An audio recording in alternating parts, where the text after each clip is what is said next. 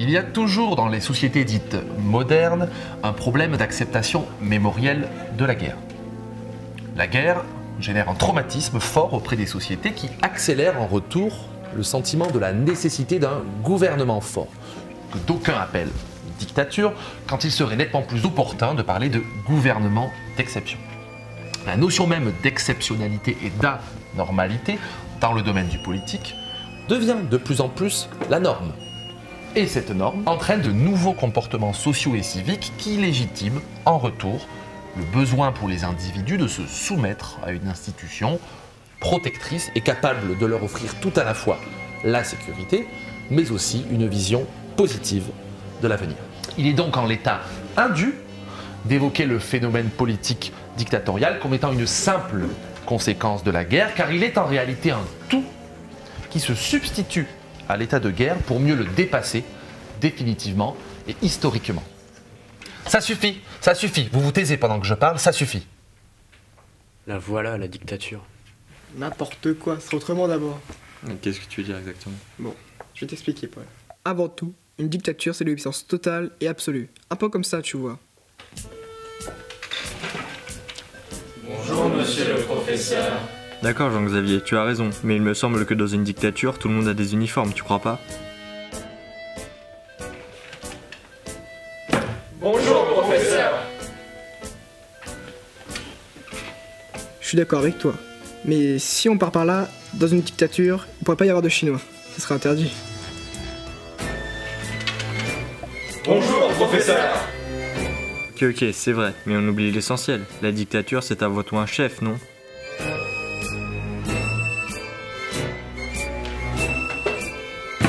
Bonjour, professeur.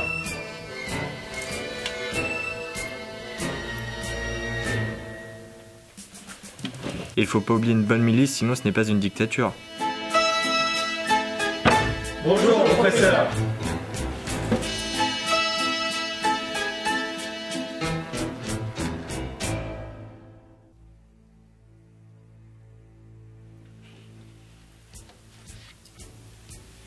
D'accord, mais une milice bien violente alors. C'est elle.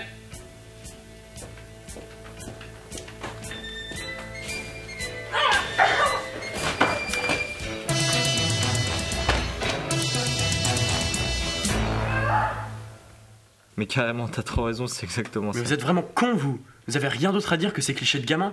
Vous croyez vraiment qu'une dictature ressemblerait à ça aujourd'hui? Vous avez rien compris. Bonjour. Bonjour. Toi, tu viens avec moi. Moi? Mais pourquoi? Tu me suis, c'est tout. Voilà. Ça, c'est une dictature. Et si vous réfléchissez un petit peu, vous vous rendrez compte que le lycée est une dictature moderne. Vous ne croyez pas? Bon, déjà tout de suite quand on arrive, on a un petit grillage qui nous permet que ça ressemble encore plus à une prison. Pour l'instant on a du bol parce que comme il est pété, bah, il ferme pas. Mais du coup ce sera bientôt réparé, donc on pourra plus rentrer et sortir quand on veut. C'est un peu emmerdant.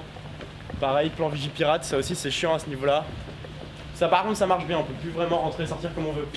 On a des horaires du coup pour les retards, tout ça. Du coup, après, il faut aller présenter son carnet à la vie scolaire. Moi, je vais y aller, mais voilà, déjà, accès privé. Voilà, les profs ont un petit escalier à eux spécial qui leur permettent de monter en cours sans être dérangés par les élèves. Voilà. Absolument pas le droit d'y aller. Bon, du coup, vie scolaire, vu que retard, bas carnet et retard dedans.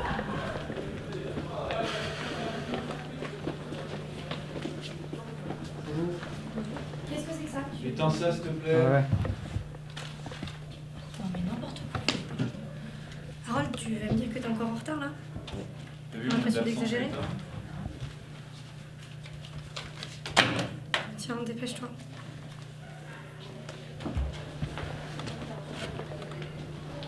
Bon, je vais pas couper la caméra là. Cool. Bon. Du coup, ils nous font bien chier à ce niveau-là, tout ce qui est retard, absence, ils nous emmerdent bien avec. C'est vraiment un conditionnement quoi. Tiens. Casquette, bonnet, capuche, interdit, tous ces trucs-là. Pas le droit au skate, pas le droit de fumer dans l'enceinte de l'établissement, pas le droit... plein de choses qui sont interdites. Globalement, un peu d'originalité, c'est toujours un peu sanctionné.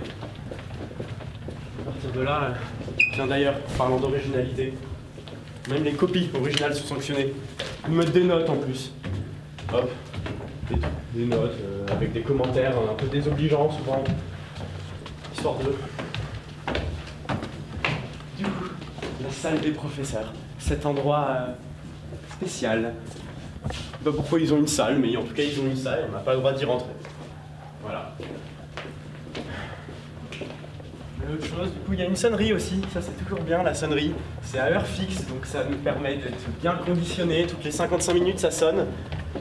Ça met le début et la fin des cours, histoire qu'on soit bien comme des robots, toujours à faire la même chose, toujours dans notre petite routine. Ça ne nous change pas. C'est merveilleux. Toujours comme ça, c'est du formatage.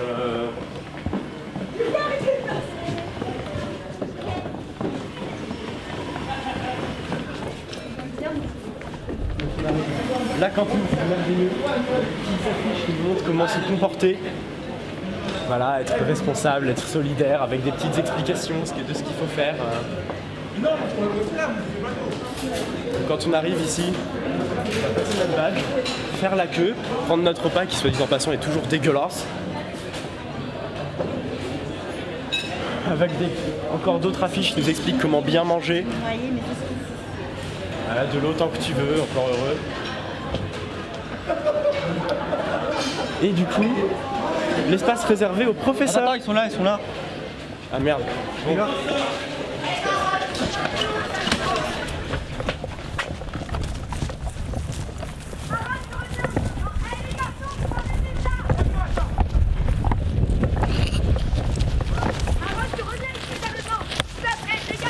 Merde. Mais c'est toi qui es en plein cliché, ma parole, avec tes discours tout faits sur l'école-prison. Une dictature moderne, ça serait beaucoup plus subtil et beaucoup plus sournois que ça. Mais qu'est-ce que tu veux dire, Charlotte? Bon, je t'explique. D'abord, on serait sous surveillance permanente, avec des caméras qui observeraient à tout moment nos faits et gestes. Mais le danger ne viendrait pas d'elle, car la délation entre élèves serait encouragée pour nous obliger à nous méfier de tout le monde. Les élèves seraient maintenus dans un état permanent de bêtise et d'ignorance, dont ils finiraient par même plus se rendre compte. De toute façon, la dictature s'occuperait tellement de tout dans notre vie qu'elle nous ferait même croire que nous sommes heureux.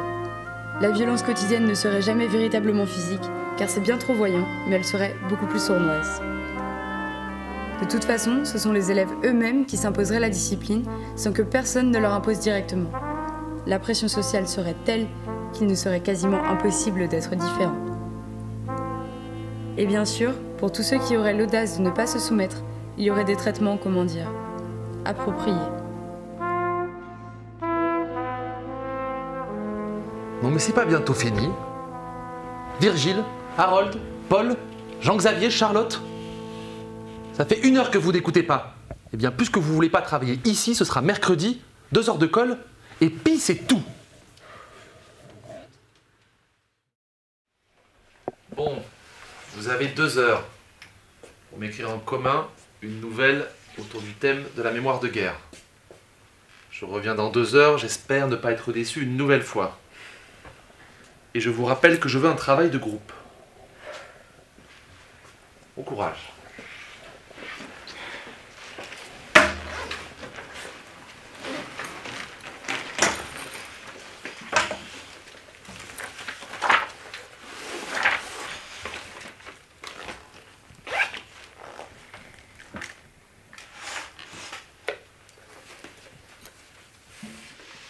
Allez, on y va. Plus vite on s'y met, plus vite c'est fini. Regardez, ma maman elle a fait des cookies. Quoi les cookies, toi? Prenez-la d'abord. Pas moi. Non, on commence pas comme ça.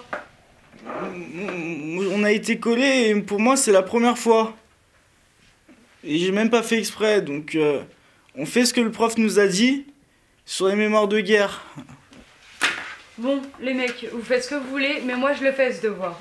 Donc, vous gardez votre calme, vous faites pas de bruit, vous mangez vos cookies, vous continuez vos discussions de gamins, je mets votre nom à la fin du devoir si vous voulez, mais en attendant, vous fermez votre gueule. Merci. La punition, c'est de rester enfermé 2 heures dans cette salle. Et certainement pas d'écrire cette nouvelle à la con qui sert à rien. Alors quitte à rester, autant pas travailler. On va pas jouer au jeu du prof quand même. De toute façon, on s'en fout. Ça sert à rien ce qu'il nous demande. Ouais, j'avoue, on aura qu'à dire au prof qu'on n'a pas su l'écrire. Mais ouais. Bon allez, viens.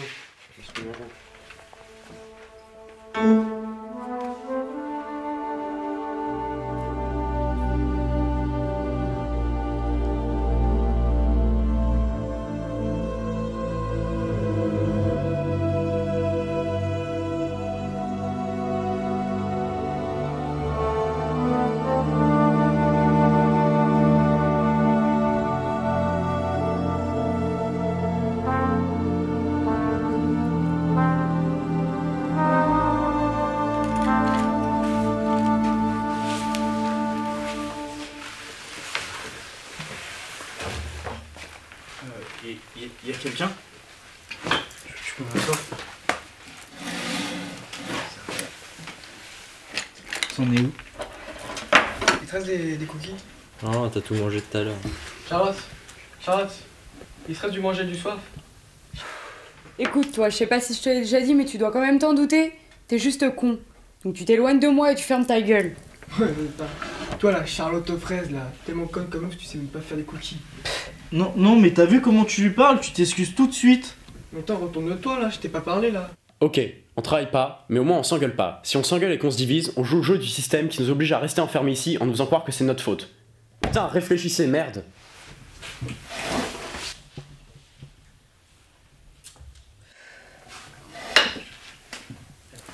Casse-toi là, arrête de me coller. Je t'ai même pas collé. Menteur. Folle, toi.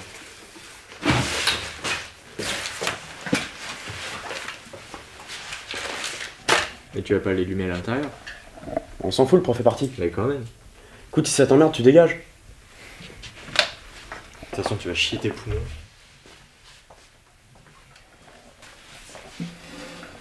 Je peux regarder? Ouais. Ouais, c'est original d'écrire les mémoires d'une femme pendant la guerre. Mais bien sûr, on sait tous que l'histoire est écrite par les vainqueurs et qu'elle impose un discours dominant. Et ce discours est toujours virilisant, c'est-à-dire qu'il occulte le rôle et la position de la femme, alors même qu'elles ont pris part très activement dans la résistance en prenant les mêmes risques que les hommes. Elles se sont sacrifiées en tant que femmes, que mères, qu'épouses, que filles, et surtout en tant qu'individus. Je trouve ça insupportable qu'on réduise le sujet des femmes pendant les guerres à des tontes à la libération. Et il est quand même temps qu'on leur rende justice et que cesse l'amnésie dont elles sont victimes. C'est vrai, t'as raison, je suis d'accord. C'est pas un peu facile comme discours ça? À ce moment-là, faudrait aussi que tu parles des femmes collaboratrices. Parce qu'il y en a eu, et il y en a eu beaucoup. C'est tellement simple de parler que de la résistance, comme si toute la France avait résisté. Finalement, tu fais exactement la même chose que ce que tu reproches à l'histoire. Tu ne donnes que le point de vue des vainqueurs et des résistants. Et tu occultes complètement le point de vue de tous ceux qui ont trahi, collaboré, qui se sont cachés, qui n'ont rien dit. Et là, on va être d'accord, parce qu'il y avait autant de femmes que d'hommes, Charlotte. Oh Charlotte, mon pauvre petit chat. Je savais pas que t'avais connu la guerre. Allez, viens. Et toi, Jean-Xavier, là, avec ton prénom de merde, je te l'ai déjà dit, mais t'es tellement con que t'es pas sauvable. T'es tellement pas drôle que t'en deviens pathétique. Et toi, Virgile, sous tes faux airs d'intello, tu vaux pas mieux que les autres. Et un petit conseil, apprends à draguer. Et toi, Paul, ça serait peut-être bien que t'aies un avis, parce que depuis le début, tu sers pas à grand-chose.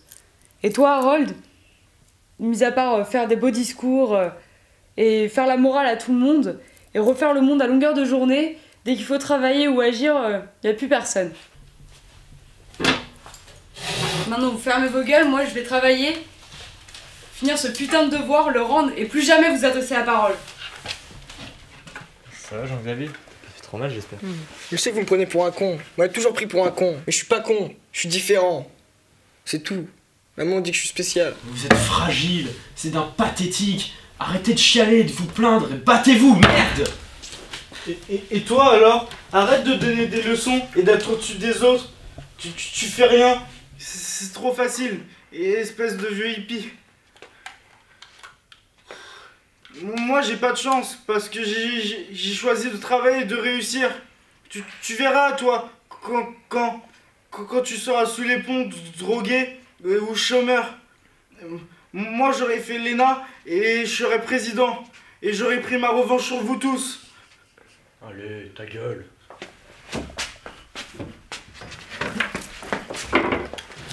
Tu fais quoi là? T'as un problème?